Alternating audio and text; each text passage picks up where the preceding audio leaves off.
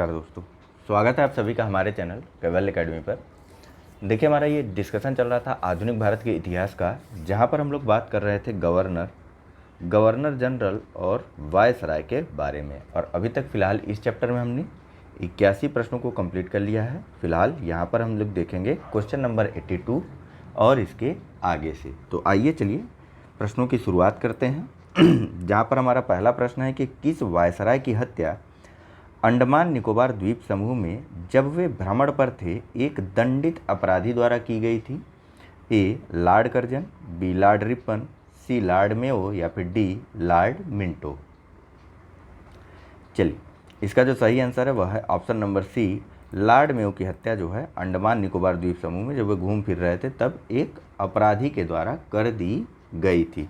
Mayo, देखिए Mayo वह प्रथम गवर्नर जनरल था जिसकी हत्या उसके कार्यकाल में ही की गई थी। इसका कार्यकाल था 1869 से 1872 ईस्वी के मध्य। नेक्स्ट प्रश्न देखते हैं। सेम प्रश्न है, किस वायसराय की हत्या उसके कार्यकाल में की गई थी? तो लॉर्ड मेयो की हत्या उसके कार्यकाल में की गई थी। नेक्स्ट, अफगानिस्तान के प्रति एक जोश भरी या अग्र फॉरवर्ड नीति का अनुसरण करने वाला गवर्नर जनरल था। देखिए, अभी तक हमने क्या पढ़ा था अफगानिस्तान के प्रति? चतुराईपूर्ण निष्क्रियता या कुशल अकर्मण्यता की नीति के बारे में पढ़ा था, जो कि मुख्यतः किससे संबंधित था? जॉन लॉरेंस से संबंधित था। लेकिन फिलहाल यहाँ पर क्या पूछा जा रहा है? अग्र या नीति या फिर फॉरवर्ड पॉलिसी के बारे में, किससे किसके मध्य?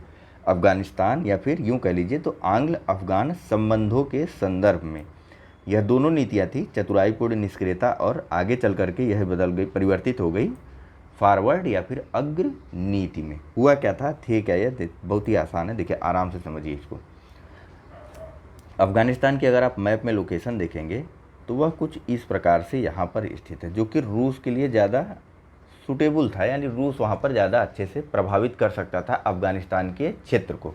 लेकिन अंग्रेज़ों को अपने राज्य का विस्तार भी करना था और अपने राज्य की सुरक्षा भी करनी थी। इन्होंने किया क्या? पहले तो अफगानिस्तान पर आक्रमण कर लिया। अपना उत्तर पश्चिम सीमा प्रांत सुरक्षित करने के लिए इन्होंने किया क्या कि पहले अफगानिस्तान पर आक्रमण कर दिया। आक्रमण के परिणाम स्वरूप 1843 में यह सिंध पर तो कब्जा कर सिंध का तो ब्रिटिश राज्य में विलय हो गया था, लेकिन इसके आगे यह अफगानिस्तान में कुछ कर नहीं पा रहे थे।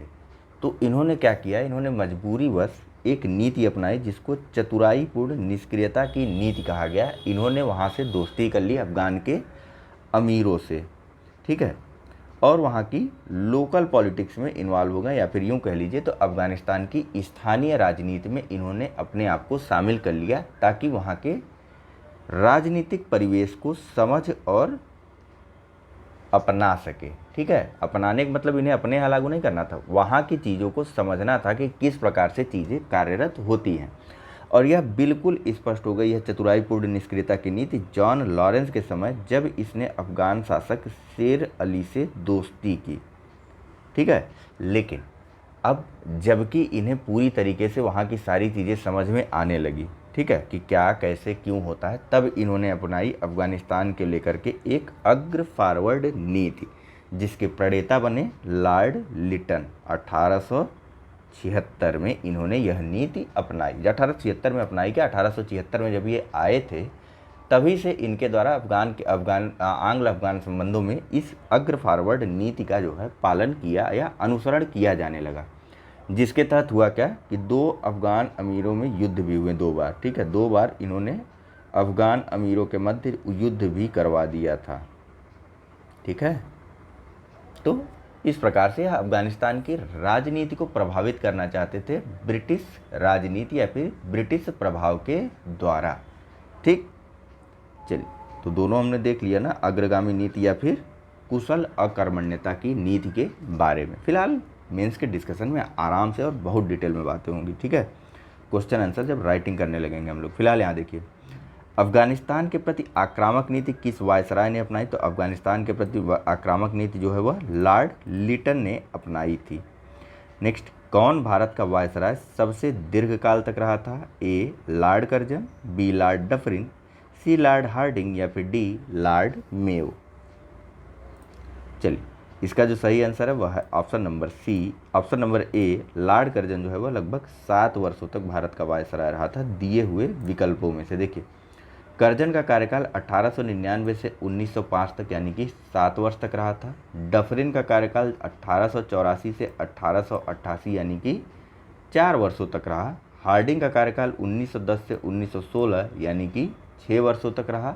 और वहीं लॉर्ड मेयो का कार्यकाल मात्र 3 वर्ष यानी कि 1869 से 72 ईस्वी के मध्य रहा था।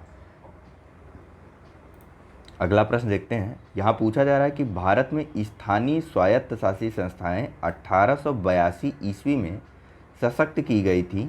ए जॉर्ज बार्लो द्वारा, बी लॉर्ड रिपन द्वारा, सी लॉर्ड कर्जन द्वारा या फिर डी लॉर्ड लिटन द्वारा।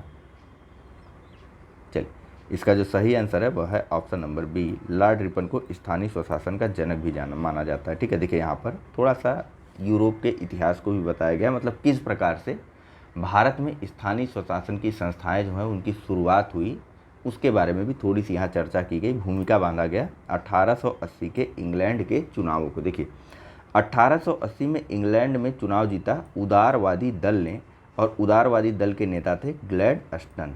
ग्लैडस्टन जो है वह यूरोप में भी स्वतंत्रता के समर्थक थे, और साथ ही साथ उन्होंने भारत में अपनी नीति के प्रति इन शब्दों में वर्णन किया कि हमारा यानी कि अंग्रेज़ों का भारत में रहने का अधिकार इस तर्क पर है कि भारत में रहना भारतीयों के लिए हितकर हो, और साथ ही साथ भारतीय यह अनुभव भी करें कि अंग्रेज़ों का भारत में रहना उनके लिए हितकर है।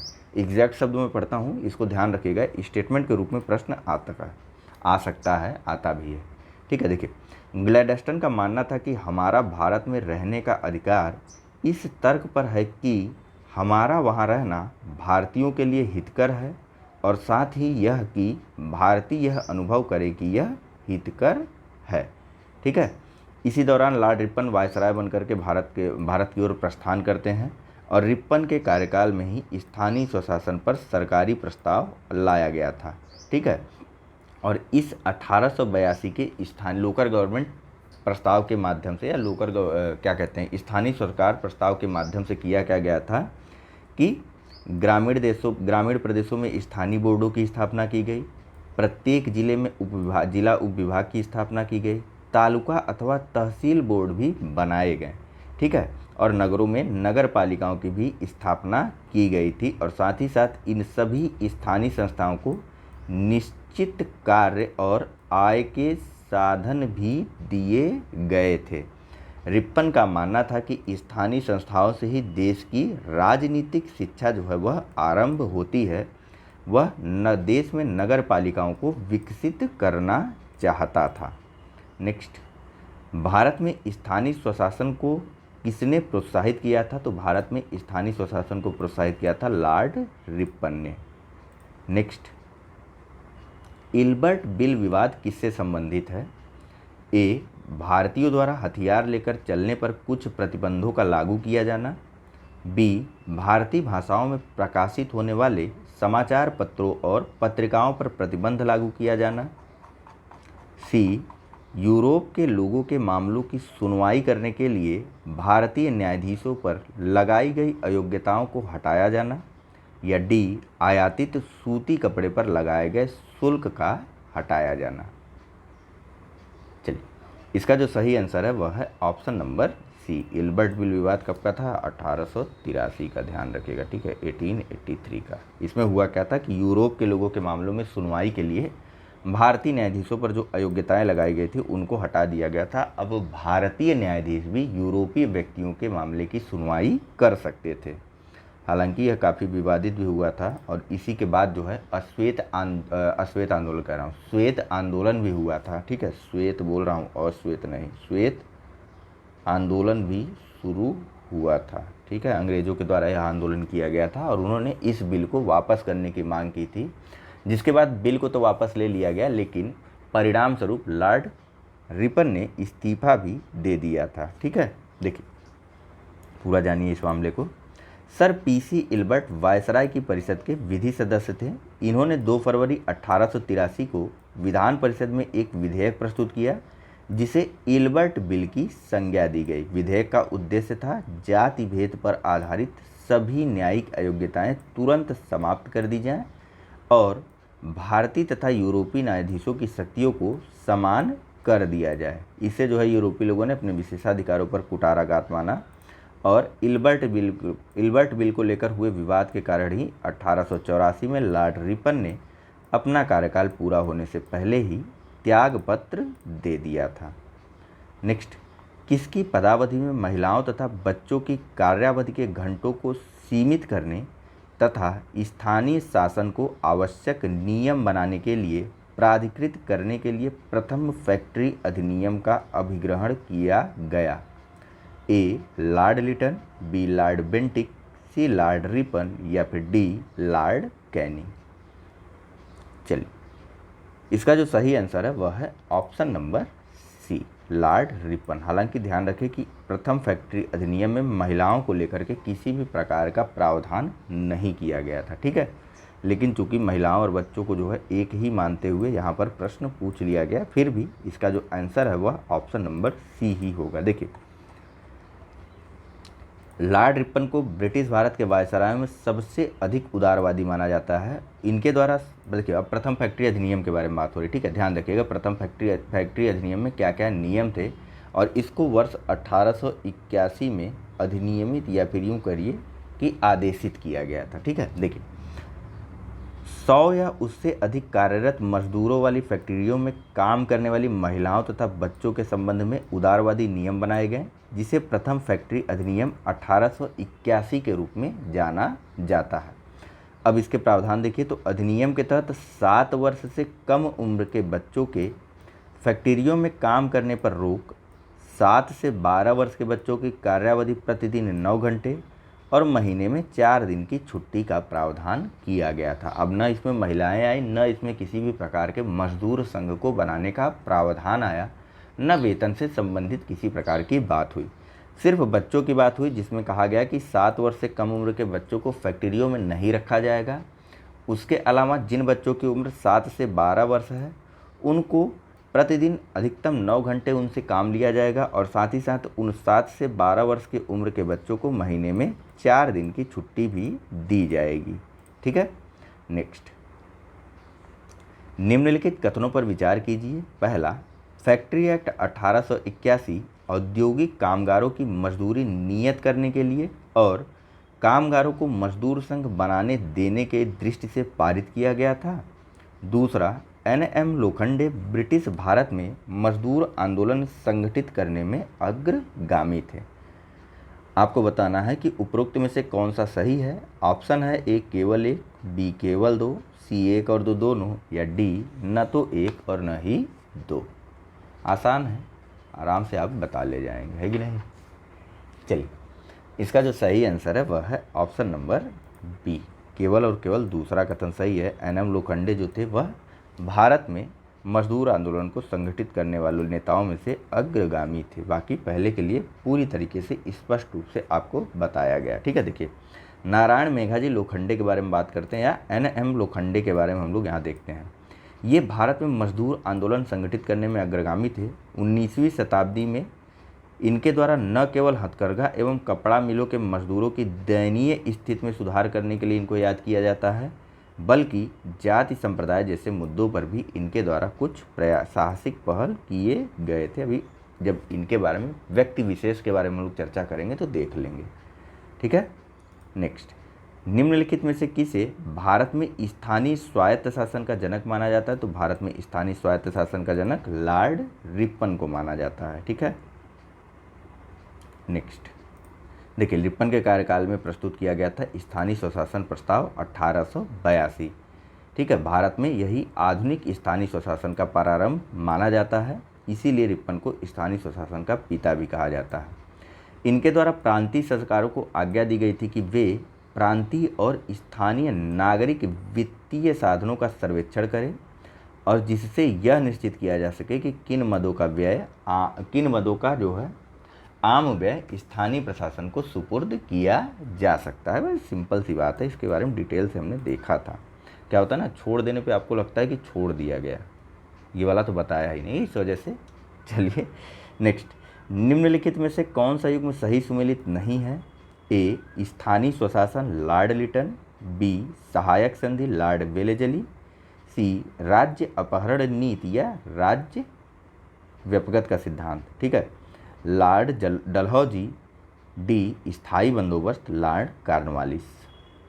चलिए, इसका जो सही आंसर है ऑप्शन नंबर ए है, स्थानीय स्वशासन से लॉर्ड रिपन संबंधित थे, न कि लिटन। नेक्स्ट, सूचियां हैं, इनको कूट के माध्यम से सुमेलित करना है। कूट दूसरे पेज पे है, हम यहीं पर सुमेलित करते हुए चलते हैं, ठीक है। देखिए, क्लाइव का संबंध किससे था? तो बंगाल में दोहरे शासन से था। विलियम बेंटिक का संबंध किससे था? तो विलियम बेंटिक का संबंध अंग्रेजी शिक्षा से था। एक सेकंड, पेन तो बदलते चले।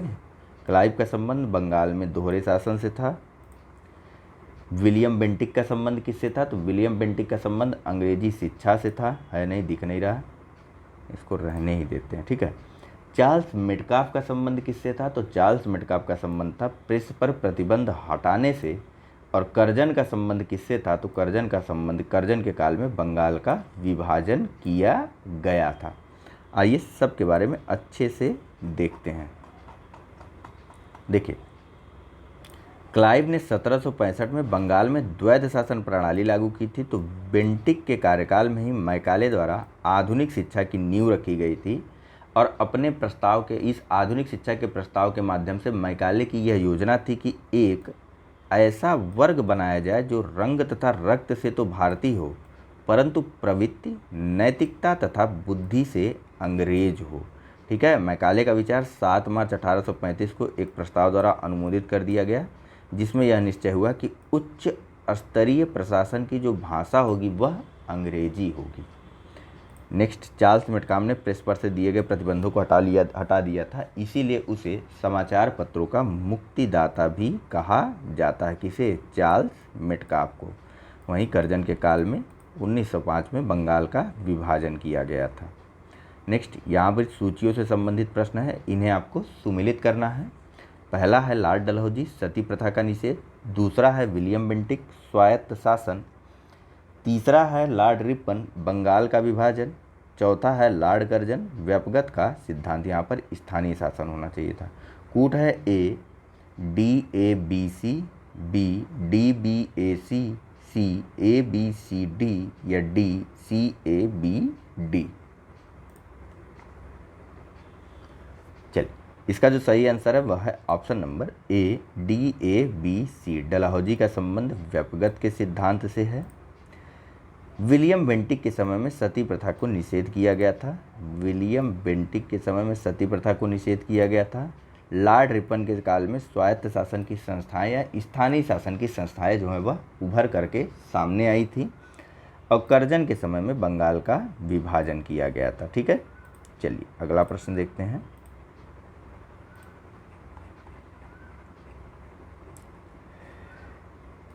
निम्नलिखित में से कौन सी जोड़ी एक तरफ गवर्नर जनरल है और दूसरी तरफ उससे संबंधित घटनाएं हैं? पूछा जा रहा है कि कौन सा सुमेलित है। A lord Cornwallis regulating act, B lord Wellesley स्थायी बंदोबस्त, सी लॉर्ड एलनवेरो सिंध का विलय या डी लॉर्ड डलहौजी प्रथम अफगान युद्ध।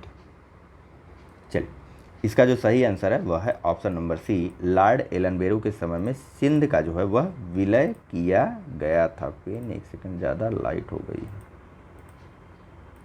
ठीक है, 1843 में, ठीक है।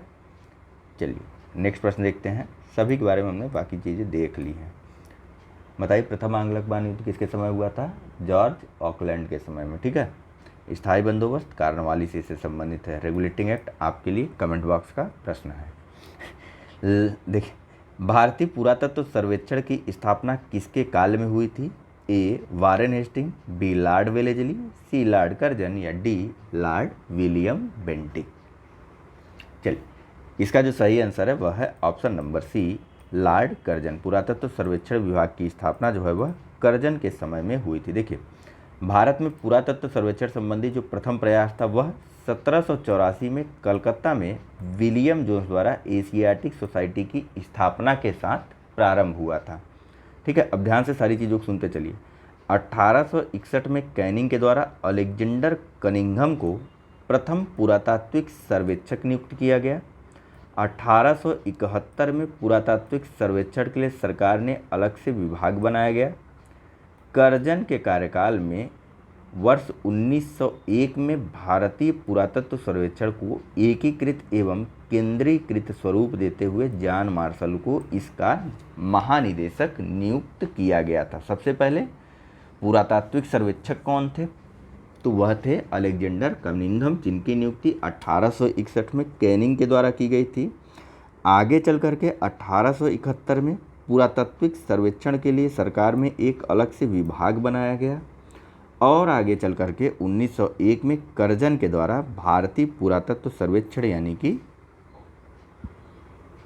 ASI को एकीकृत और केंद्रीकृत स्वरूप दिया गया और जॉन मार्शल को ASI का प्रथम महानिदेशक नियुक्त किया गया था। ठीक है, archaeological survey of India. Next, भारतीय पुरातत्व सर्वेक्षण की स्थापना हुई थी A लॉर्ड कर्जन के काल में, B लॉर्ड वेलेजली के काल में, C लॉर्ड विलियम बेंटिक के काल में या D वारेन हेस्टिंग के काल में। तो इसका जो सही आंसर कौन सा होगा वह होगा option number A Lord Curzon के काल में वर्ष 1901। चलिए नेक्स्ट प्रश्न देखते हैं। यहाँ पूछा जा रहा है कि निम्नलिखित में से किसने पुरातत्व सर्वेक्षण विभाग की स्थापना की थी? A Lord Curzon, B Lord Minto, C Lord Hardinge या फिर D लॉर्ड चेम्सफोर्ड। चलिए फिलहाल देखिए, इसका जो है अगर सही तरीके से माना जाए तो कोई भी आंसर या कोई भी विकल्प जो है वह सही नहीं है। छत्तीसगढ़ लोक सेवा आयोग ने भी इस प्रश्न को हटा दिया था, लेकिन यदि फिर भी ऐसा प्रश्न आए तो आप लॉर्ड कर्जन के साथ जाइएगा। हुआ क्या था कि हमने देखा ना 1871 में पुरातत्व सर्वेक्षण विभाग की स्थापना की गई थी। यहाँ देखिए एक्सप्लेनेशन में कि 1871 में पुरातत्व सर्वेक्षण विभाग बनाया गया था और उस समय जो गवर्नर था कौन था? लॉर्ड मेयो या फिर जनरल अर्ल ऑफ मेयो। और किसके सुझाव पर या फिर कौन उस समय सेक्रेटरी ऑफ स्टेट था? तो वह था ड्यूक ऑफ अर्गिल। ठीक है, तो अर्गिल के सुझाव पर ही पुरातत्व विभाग बनाया गया था, लेकिन विकल्प में किसी का भी नाम नहीं, ना मेयो ना अर्गिल। इसीलिए लोक सेवा आयोग ने, छत्तीसगढ़ लोक सेवा आयोग ने इसको निरस्त कर दिया था। फिर भी प्रश्न अगर इस प्रकार का आए तो आप बेस्ट आंसर अपना चुनिए और वह है लॉर्ड कर्जन। ठीक है, नेक्स्ट प्रश्न देखते हैं। यहाँ क्या पूछा जा रहा है? प्राचीन स्मारक संरक्षण एक्ट किस गवर्नर जनरल के कार्यकाल में पारित हुआ था? A Lord Curzon, B Lord Linlithgow, C Lord Curzon या फिर D लॉर्ड कैनिंग। चलिए इसका जो सही आंसर है वह है option number C Lord Curzon के समय में प्राचीन स्मारक संरक्षण एक्ट पारित हुआ था वर्ष 1904 में। ठीक है, इसके माध्यम से हुआ क्या कि भारत में पहली बार ऐतिहासिक इमारतों की सुरक्षा एवं मरम्मत की ओर ध्यान देते हुए 50,000 पाउंड की धनराशि का आवंटन किया गया था। नेक्स्ट, भारत में कर्जन के प्रशासन की तुलना औरंगजेब से किसने की थी? A बाल गंगाधर तिलक, B गोपाल कृष्ण गोखले, C दादा भाई नौरोजी या फिर D एनी बेसेंट। चल इसका जो सही आंसर है वह है option number B GK Gokhale या गोपाल कृष्ण गोखले के द्वारा कर्जन प्रशासन या कर्जन की तुलना औरंगजेब से की गई थी। ठीक है, इसके द्वारा किया क्या गया था? तो भारतीय जनमानस की आकांक्षाओं की पूर्णतः अवहेलना की गई थी और साथ ही साथ ब्रिटिश शासन को सुदृढ़ करने का प्रयास किया गया था। इसी कारण गोपाल कृष्ण गोखले ने कर्जन के प्रशासन की तुलना औरंगजेब से की थी। नेक्स्ट, इंपीरियल कैडेट कॉर्प्स की स्थापना किसने की? A Lord Minto, B Lord Curzon, C Lord Lytton, D Lord Ripon या E उपर्युक्त में से कोई नहीं या उपर्युक्त में से एक से अधिक। चलिए इसका जो सही आंसर है वह है option number B imperial cadet corps की स्थापना जो है 1901 में लॉर्ड कर्जन के द्वारा की गई थी। इसके माध्यम से या इसका उद्देश्य जो था वह यह था कि जो देसी नरेशों के राजकुमार एवं सामंतों के पुत्र हैं उनको सैनिक शिक्षा दी जाए। ठीक है, ध्यान रखिएगा इंपीरियल कैडेट कॉर्प्स। अगला प्रश्न देखते हैं। यहाँ पूछा जा रहा है कि भारत में ब्रिटिश साम्राज्य के दौरान निम्नलिखित वायसरायों पर विचार कीजिए। पहला लॉर्ड कर्जन, दूसरा लॉर्ड चेम्सफोर्ड, तीसरा लॉर्ड हार्डिंग और चौथा लॉर्ड इरविन। इन लोगों को इनके पदावधि के सही कालानुक्रम में लगाना है कूट की सहायता से। ऑप्शन है A 1 2 3 4, B 2 4 1 3, C 1 4 2 3 या D 2 3 1 4। चलिए, इसका जो सही आंसर है वह है ऑप्शन नंबर ए, 1, 2, 3, 4। कर्जन का कार्यकाल यहाँ देखिए नीचे दिया हुआ है, यहीं से देखते हैं। कर्जन का कार्यकाल कब से कब तक का था? 1899 से 1905 तक का। हार्डिंग का कार्यकाल 1910 से 16 तक का था। चेम्सफोर्ड 1916 से 21 तक भारत के वायसराय रहे थे। तो वहीं लॉर्ड इरविन जो है 1926 से 1931 तक भारत के वायसराय रहे थे। नेक्स्ट, यहाँ पूछा जा रहा है कि असैनिक प्रशासन 1905 के संदर्भ में कौन सा कथन सही है? पहला, लॉर्ड कर्जन ने प्रांतीय सीमाओं को पुनर्गठित करने का निर्णय लिया। दूसरा, पूर्वी बंगाल और आसाम नामक एक नया प्रांत बनाया गया। कूट है ए, केवल एक, बी, एक और दो दोनों, डी, सी, केवल दो, या डी, न तो एक और न ही दो। सही उत्तर आपको बताना है। चलिए, इसका जो सही आंसर है वह है ऑप्शन नंबर ए, बी, एक और दो दोनों। ठीक है, असैनिक प्रशासन 1905 के माध्यम से ही बंगाल का विभाजन किया गया था। ठीक है, देखिए यहाँ पर 1905 में गवर्नर जनरल लॉर्ड कर्जन ने प्रांतीय सीमाओं को पुनर्गठित करने का निर्णय लिया। इसने बंगाल को दो भागों में बांटकर पूर्वी बंगाल और असम नामक एक नया प्रांत बनाया। बंगाल के पश्चिमी भाग में बंगाल, बिहार, उड़ीसा और चोल नागपुर को शामिल किया। इसके अतिरिक्त कर्जन ने मद्रास और मध्य प्रांत की सीमाओं में भी परिवर्तन किया था। ठीक है, नेक्स्ट, फूट डालो और राज्य करो की रणनीति अपनाई गई थी। ए, लॉर्ड कर्जन के द्वारा, बी, लॉर्ड मिंटो के द्वारा, सी, लॉर्ड डलहौजी द्वारा, या फिर डी, लॉर्ड वेलेजली द्वारा। चलिए, इसका जो सही आंसर है वह है ऑप्शन नंबर ए और बी दोनों। कर्जन ने राज्यों को बांटा, मिंटो ने पृथक निर्वाचन के माध्यम से हिंदुओं और मुस्लिमों के बीच मतभेद की शुरुआत की थी या नींव रख दी थी। ठीक है, हालांकि इसकी शुरुआत जो है वह कर्जन के समय ही शुरू हो गई थी। देखिए, फूट डालो और राज्य करो की रणनीति लॉर्ड कर्जन एवं लॉर्ड मिंटो दोनों के द्वारा अपनाई गई थी। वैसे बेस्ट आंसर होता लॉर्ड मिंटो। ठीक है, इस नीति के तहत मिंटो ने पृथक निर्वाचन प्रणाली को प्रोत्साहित किया। कर्जन के शासनकाल में ब्रिटिश सरकार ने स्पष्ट रूप से मुस्लिम समर्थक और पेन चल नहीं रही है हिंदू विरोधी नीति अपनाई। इस नीति के प्रतीक के रूप में ही 1905 में बंगाल का विभाजन किया गया। बंग भंग का उद्देश्य प्रशासन की सुविधा उत्पन्न करना नहीं था जैसा कि दावा किया गया था, बल्कि इसके दो स्पष्ट उद्देश्य थे। पहला, एक हिंदू और मुस्लिम को लड़ाना, और दूसरा, नवजागृत बंगाल को चोट पहुंचाना, क्योंकि उस समय बंगाल में विभिन्न प्रकार के राष्ट्रीय आंदोलनों की शुरुआत हो चुकी थी। ठीक है, चलिए अगला प्रश्न देखते हैं। यहाँ पूछा जा रहा है कि मुझे विश्वास है कि कांग्रेस अपने विनाश की तरफ जा रही है और मेरी यह बड़ी इच्छा भारत में रहते होगी कि इसके शांतिप्रिय निधन के लिए इसका सहायक बनूं। यह किसने लिखा? A, lord Lytton, B, lord Dufferin, C, Lord Curzon, या डी, लॉर्ड मिंटो, अथवा ई, उपर्युक्त में से कोई नहीं या उपर्युक्त में से एक से अधिक। एक सेकंड रुकिए, लाइट आ गई है पंकज। अब सही है। चलिए, फिलहाल जो है इस प्रश्न का जो सही आंसर है वह है option number C. Lord Curzon के द्वारा यह कहा गया था कि उसे विश्वास था कि कांग्रेस अपने विनाश की तरफ जा रही है और उसकी यह बड़ी इच्छा भारत में रहते होगी कि वह कांग्रेस के निधन के लिए सहायक बन सके, कांग्रेस के शांतिप्रिय निधन के लिए, नहीं शोर शराबे के साथ। देखिए, कर्जन ने तो एक बार मिलने से भी मना कर दिया था कांग्रेस के अध्यक्ष से या कांग्रेस के अध्यक्ष के नेतृत्व में प्रतिनिधि मंडल से। देखिए, यहाँ पर अंग्रेज शासक ऐसा मानते थे कि नरमपंथियों के नेतृत्व में कांग्रेस जो है वह काफ़ी कमज़ोर है और जनता में इसकी पैठ नहीं है, अतः कांग्रेस को खत्म किया जा सकता है। और इसके सबसे बड़े जो प्रवक्ता थे वे थे लॉर्ड कर्जन। वर्ष 1900 में ब्रिटिश सेक्रेटरी ऑफ स्टेट को कर्जन ने यह लिखा कि मुझे विश्वास है कि कांग्रेस अपने विनाश की तरफ जा रही है और मेरी यह इच्छा भारत में रहते होगी कि वह इसके शांतिप्रिय निधन के लिए सहायक बन सके। 1903 में कर्जन ने मद्रास के गवर्नर को लिखा कि जब से मैं भारत आया हूँ मेरी नीति यही रही है कि किसी भी तरह से कांग्रेस को नपुंसक बना दूँ।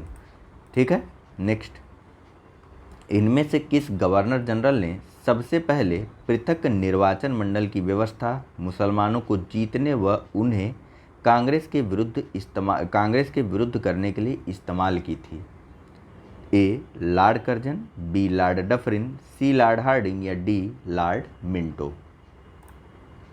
चलिए, इसका जो सही आंसर है वह है option number D lord Minto.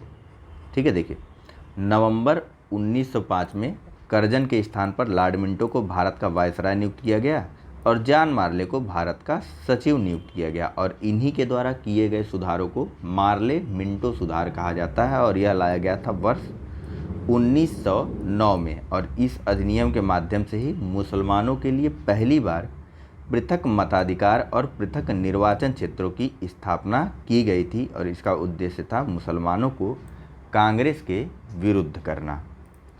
Next, निम्नलिखित में से कौन भारत का एकमात्र यहूदी वायसराय था? A Lord Curzon, B lord Canning, C lord Irwin या फिर डी लॉर्ड रीडिंग। चलिए, इसका जो सही आंसर है वह है option number D lord reading जो है वह भारत का एकमात्र यहूदी वायसराय था। इसका कार्यकाल वर्ष 1921 से 1926 ईस्वी के मध्य था और इसी के कार्यकाल में चौरी चौरा कांड हुआ, स्वराज पार्टी का गठन हुआ और रॉलेट एक्ट जो है वह निरसित हुआ था। नेक्स्ट, निम्नलिखित युग्मों में से कौन सा एक सही सुमेलित नहीं है? A Pitt's India act Warren Hastings, B doctrine of lapse Dalhousie, C vernacular press act Curzon या फिर डी इल्बर्ट बिल रिपन। चलिए, इसका जो सही आंसर है वह है option number C vernacular press Act. तो वो काफ़ी पहले आया था, 1878 में आया था ना। और कर्जन बेचारा कब आया था, शरीफ आदमी, 1899 में। ठीक है, देखिए यहाँ पर वर्नाकुलर प्रेस एक्ट या भारतीय भाषा समाचार पत्र अधिनियम 1878 लॉर्ड लिटन के काल में पारित किया गया था और इस अधिनियम को मुंह बंद करने वाला अधिनियम भी कहा जाता था। देखिए, इसके माध्यम से सरकार अवांछनीय विषयों को प्रकाशित करने के अपराध में संबद्ध पत्र को चेतावनी दे सकती थी, उससे जमानत ले सकती थी, उसकी दी हुई जमानत को जब्त कर सकती थी और यदि पुनः अपराध किया जाता तो सरकार छापा खाने को भी जब्त कर सकती थी।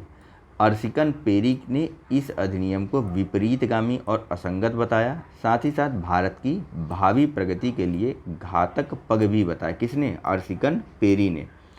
तो सुरेंद्रनाथ बनर्जी या एस.एन. बनर्जी ने इसे आकाश से वज्रपात कहा और इस अधिनियम के अधीन जो है कुछ भारतीय समाचार पत्र आए जिनमें शामिल थे सोम प्रकाश, भारत मिहिर, ढाका प्रकाश, सहचर और साथ ही साथ अन्य अनेक समाचार पत्र जो है जो देसी भाषा समाचार पत्र थे वे सभी इसमें शामिल हो गए थे। ठीक है, नेक्स्ट, निम्नलिखित में से कौन सा एक युग्म सही सुमेलित नहीं है? ए ठगी का दमन William Bentinck, B Ilbert Bill Ripon, C ring of fence की नीति वारेन हेस्टिंग या D Vernacular press act Curzon. चलिए, इसका जो सही आंसर है वह है option number D Vernacular press act Curzon के समय नहीं बल्कि लॉर्ड बताइए लिटन के काल में पारित हुआ था 1878 में। ब्रिटिश भारत की राजधानी का कलकत्ता से दिल्ली स्थानांतरण किसके काल में क्रियान्वित हुआ? A lord Minto, B lord Hardinge, C lord Chelmsford या डी लॉर्ड रीडिंग। चलिए, इसका जो सही आंसर है वह है option number B lord Hardinge के काल में कलकत्ता से दिल्ली राजधानी का स्थानांतरण कर दिया गया था। देखिए, लॉर्ड हार्डिंग के काल में वर्ष 1911 में जॉर्ज पंचम और महारानी मेरी को भारत बुलाया गया। दिल्ली में भव्य दिल्ली दरबार का आयोजन किया गया जिसे दिल्ली दरबार तृतीय के नाम से जाना जाता है या फिर यूँ कह लीजिए तो तीसरे दिल्ली दरबार का आयोजन किया गया था वर्ष 1911 में, जिसमें जॉर्ज पंचम और महारानी मेरी शामिल हुए थे। लॉर्ड हार्डिंग के काल में तीसरे दिल्ली दरबार का आयोजन हुआ था और इसी में भारत की राजधानी को कलकत्ता से दिल्ली स्थानांतरित कर दिया गया था। ठीक है, और इसी दरबार में बंगाल विभाजन को रद्द भी कर दिया गया था। अगला प्रश्न, सूचियां हैं इन्हें सुमेलित करना है। ठीक है, पहला देखिए, ए चूक का सिद्धांत या हड़प की नीति अथवा doctrine of lapse Curzon, Bengal का विभाजन क्लाइव, बंगाल में दोहरा शासन डलहौजी, सामाजिक सुधार बेंटिक। कूट है ए 2-3-1-4, बी 3-1-4-2, सी 3-1-2-4 या डी 2-3-4-1। चलिए, इसका जो सही आंसर है वह है ऑप्शन नंबर सी 3-1-2-4। चूक या हड़प के सिद्धांत से कौन संबंधित था? व्यवगत के सिद्धांत या द्युति के सिद्धांत से, कई नाम हैं। इससे संबंधित था लॉर्ड डलहौजी। बंगाल का विभाजन किसने किया था? लॉर्ड कर्जन ने। बंगाल में दोहरे शासन की शुरुआत 1765 में रॉबर्ट क्लाइव के द्वारा शुरू की गई थी। सबसे बड़े सामाजिक सुधारक हुए विलियम बेंटिक। ठीक, चलिए नेक्स्ट देखते हैं। चलिए देखिए, चूक का सिद्धांत या हड़प की नीति डलहौजी संबंधित थी। बंगाल का विभाजन लॉर्ड कर्जन के समय में। बंगाल में दोहरा शासन रॉबर्ट क्लाइव। सामाजिक सुधारक थे विलियम बेंटिक। ठीक है, सामाजिक सुधारक ने वायसराय थे, इनके काल में विभिन्न प्रकार के सामाजिक सुधार संपन्न किए गए थे। नेक्स्ट प्रश्न, सूचियां हैं, काफ़ी बड़े बड़े सूचियां हैं कंफ्यूज करने के लिए। वर्ष 1986 का यह क्वेश्चन है यूपीएससी का, तो काफ़ी बड़े बड़े सूचियां हैं। इनमें छोटी छोटी चीज़ों को आपको लेना है। जैसे देखिए, बाईकाउंट, वेवेल, डलहौजी, कार्नवालिस, मिंटो, तो इस माउंटबेटन, तो इस प्रकार की चीज़ों को आप एक्सेप्ट करिएगा इसमें। ठीक है, तो अब आइए पढ़ते हैं प्रश्न को। और यहाँ पर अधिनियमों को देखिएगा और किसी चीज़ को मत देखिएगा। सन देखिए 33, 73, 33, 58 और 35। अब बताइए, देखिए बंगाल में फोर्ट विलियम प्रेसिडेंसी का गवर्नर जनरल रेगुलेटिंग एक्ट 1773 के अधीन आर्कीबाल्ड पर्सिवल वेवेल, बाईकाउंट और अर्ल वेवेल। बी, भारत का गवर्नर जनरल चार्टर एक्ट 1833 के अधीन James Andrew brown Ramsay, Dalhousie का अर्ल और मार्किस। सी, भारत का गवर्नर जनरल और वायसराय इंडियन काउंसिल एक्ट 1858 के अधीन चार्ल्स कार्नवालिस का दूसरा अर्ल और पहला मार्किस।